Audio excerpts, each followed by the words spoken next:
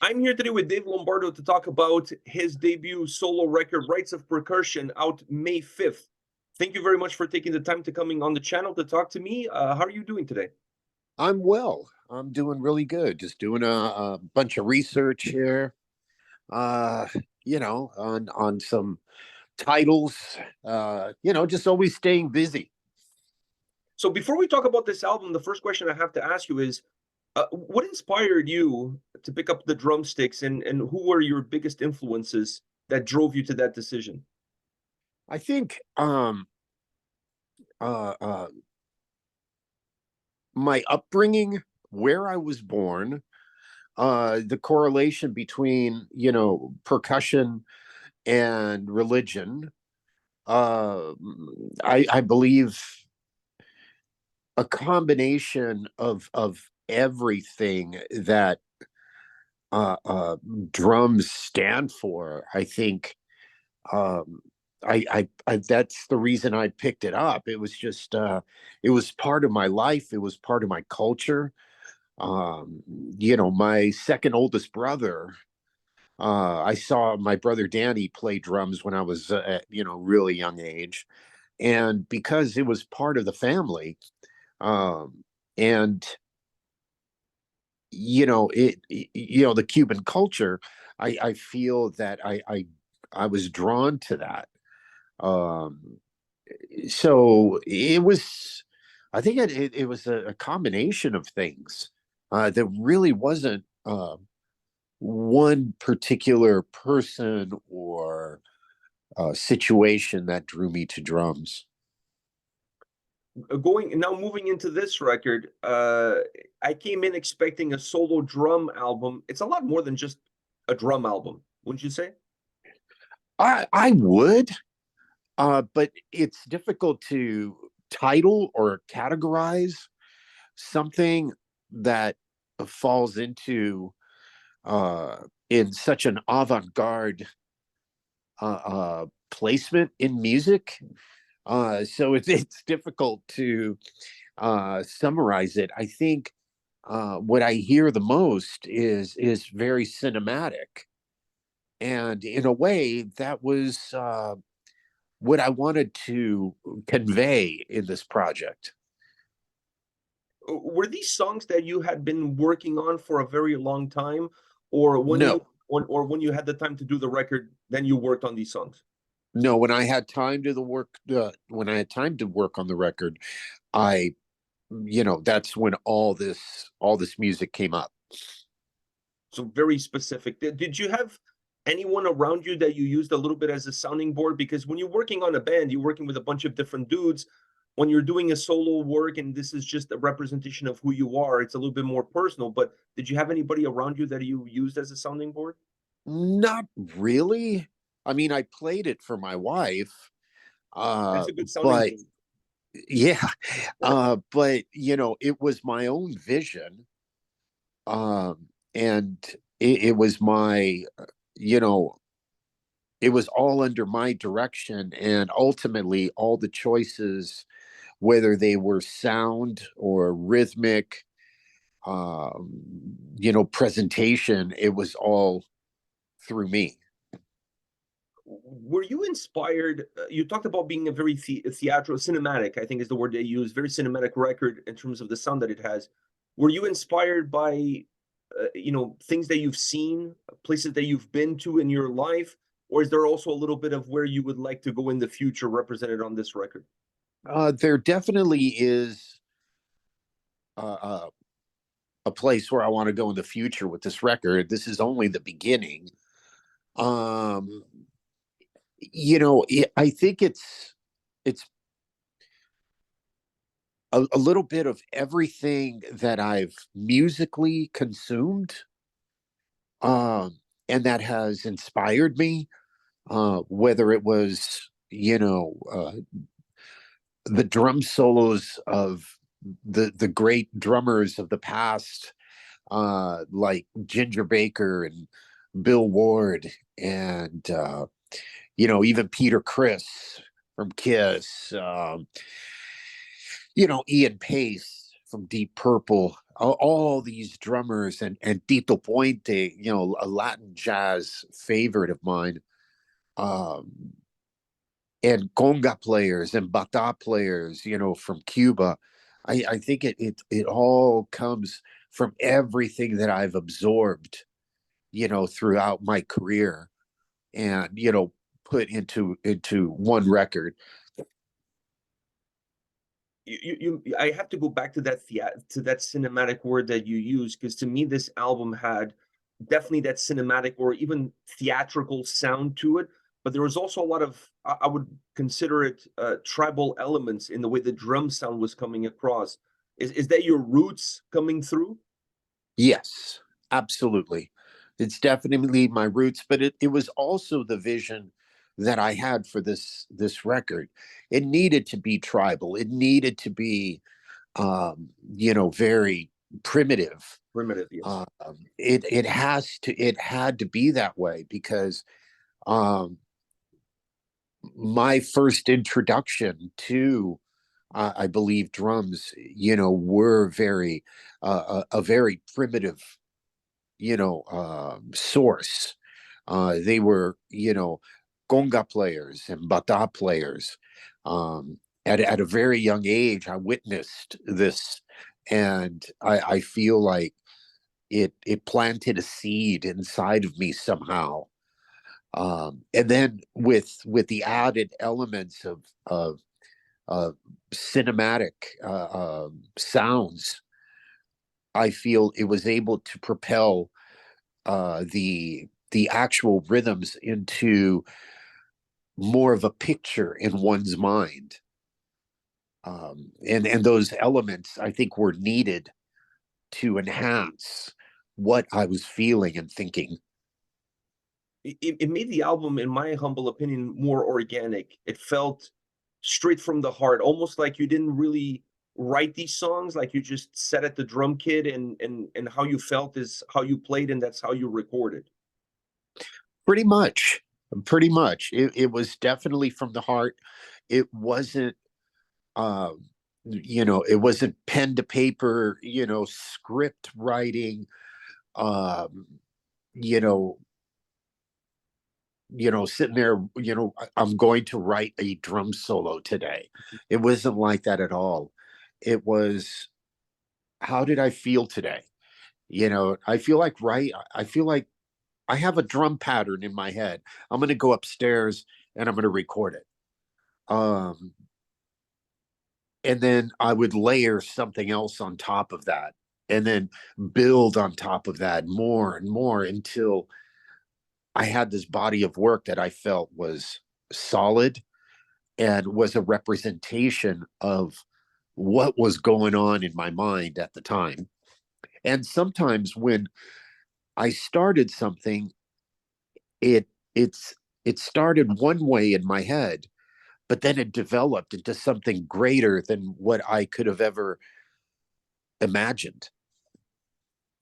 What was the most challenging for you? I mean, you've worked on so many records. Was working on something that represents you so deeply more challenging than anything you've done before? I think so because you scrutinize it a bit more. You give it a little more. You're a little more careful uh, because it's personal. When it's something in a group effort, I feel that the burden is distributed evenly amongst the band members. So it's not just one person responsible, it's all four of us. You know, I think in a way, this is it's been a little more uh, gratifying when you know something is your own and it's been released out in the world. It's a lot scarier, but the satisfaction that one gets is much greater than, you know, an effort when it's in a band form. What do you think your peers are going to be surprised the most when the album comes out on May 5th and everybody has a chance to listen to it from start to finish? I don't know. That's hard to say. You know, I hope they enjoy it. It's you know, they're probably going to think I'm a little crazy, but you know, I welcome any and all criticism, and but I really I have to stay away from any kind of criticism because it's only one person's opinion, and sometimes those can be debilitating, especially through social media. So I kind of, stay away, but, you always hope that everyone enjoys it and just takes it as a piece of art, as a piece of, uh, self expression, a colorful uh, portrayal, a musically colorful portrayal of what goes on in my head, what lives in me, because everybody thinks that I'm just made of metal. And yeah, there is a part of me, but there's something more than just, metal music and what people have seen me and heard me do in the past. I would go as far as to say that this is a musical biography of who you are. Uh, I think there's still several chapters to be recorded, Yeah, I if didn't you say know the what I book was mean. finished. I didn't say the book was finished. No, it's not. But it is. Yeah, it's pretty good. Yeah. It's a good first chapter. Yeah, it's a good introduction to the story. Yeah. Yeah, it is. And speaking of that story and that introduction to the story, writing and recording this album, did it give you a chance to think back on the path that you've had as a musician, as a drummer, and evaluate your growth from where you were to where you currently are? Um, I would hope, you know, but I really never thought of it that way. I feel that this has been a long time coming. Uh, it could have been written, many years ago, but I wasn't in the right place in personally in life.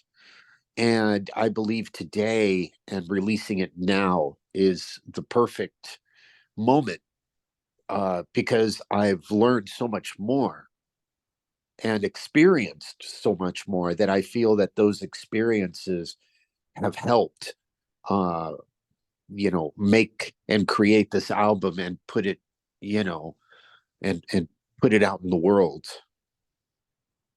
I have to ask you this question. Are you a drummer's drummer? And what I mean by that is when you look around you and you see other drummers coming up and other guys out there doing great things, do you see a little bit of yourself in them, and do you offer any words of wisdom when you can?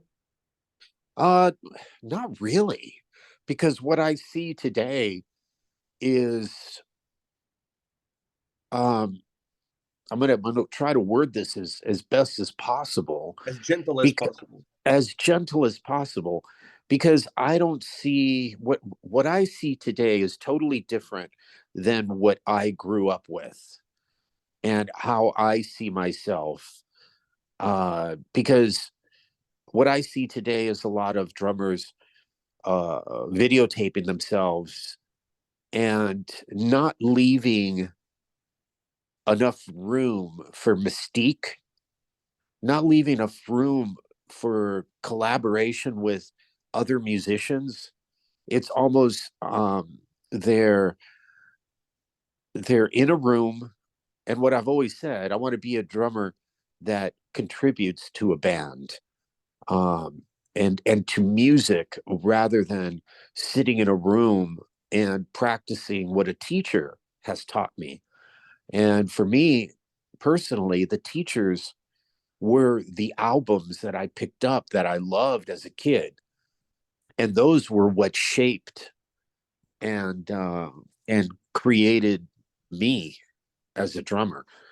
And not a teacher. A teacher is great, yes, that's fantastic to go to school and learn an instrument, but I think you need to leave room for um, for self development and self uh, exploration when you're listening to drums on a record.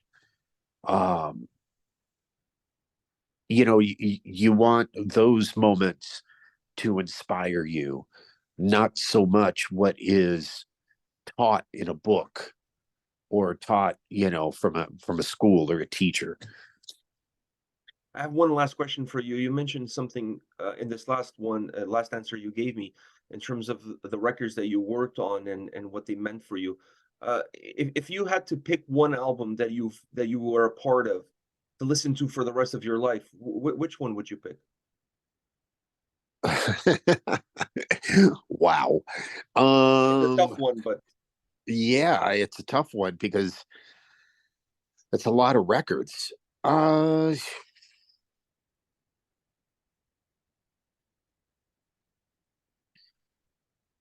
Geez.